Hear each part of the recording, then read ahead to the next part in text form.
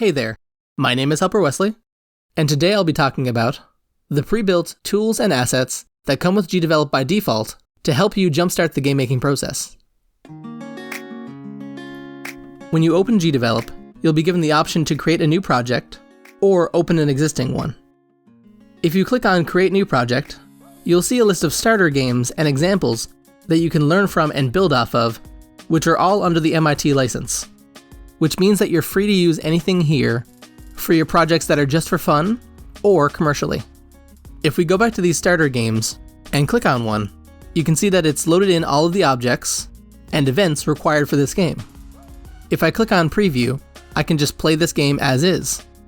Most of these starter games are just the base logic you need for that type of game, so they'll usually only have one example level in them, but you can build on those if you want to. If we go back to the game that I was using in the previous video, I can show you behaviors. Behaviors are pre-built logic that will help you make your games faster. You'll see that there's a bunch of these that come with the engine, but we also have community-built behaviors created by other game developers that you can find by clicking here and searching those behaviors. A quick side note here, these community-built behaviors are the same thing as community-built extensions, the only difference being that they're filtered to only show you the ones that apply to the object. If you'd like to see the full list of extensions, you can find that here. If we go back to the default behaviors, we can click on top-down movement and turn off rotation, and then we have a character that'll move around on screen when I press the arrow keys. So now if I go back in, I can add another behavior, and I'm going to pick Draggable Object. So now I've got a character that can move around with the arrow keys, and I can drag it around with the mouse. But now that I'm done with those, I can delete them. And now we'll talk about Piskel, the engine's built-in image editor. I've mostly used this to correct the orientation of an image by flipping it or rotating it. But you can use this to make brand new images or to edit existing ones. Next up is the sound creation tool, JFXR. If you put in the action play a sound, you'll see a prompt that will let you open up JFXR, a tool that can be used to create a range of different sounds by manually correcting sliders or by randomizing them like this.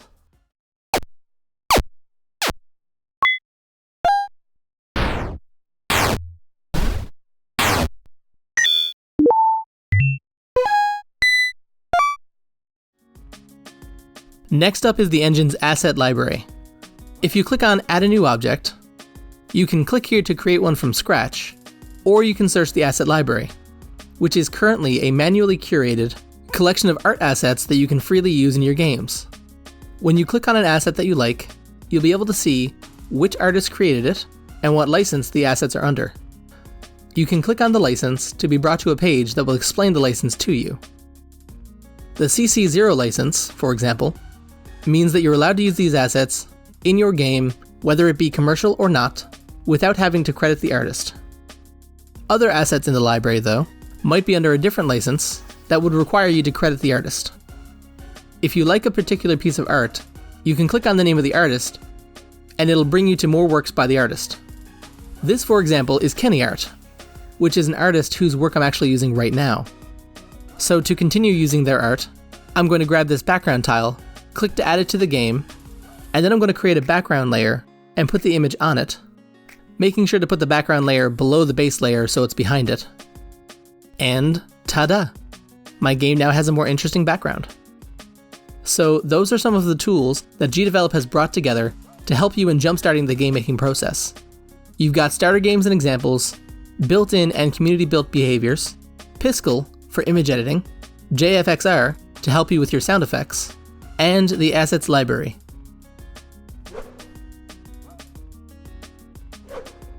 So if I give the player character the platformer behavior, give the ground the platform behavior, and we'll give the bee the physics engine 2.0 behavior, and then for giggles we'll give the ground the physics behavior as well.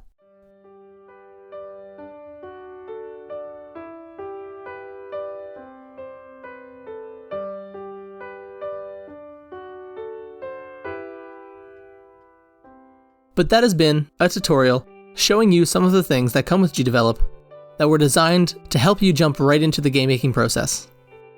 Be sure to comment down below and tell us what kind of tutorials you think we should make next.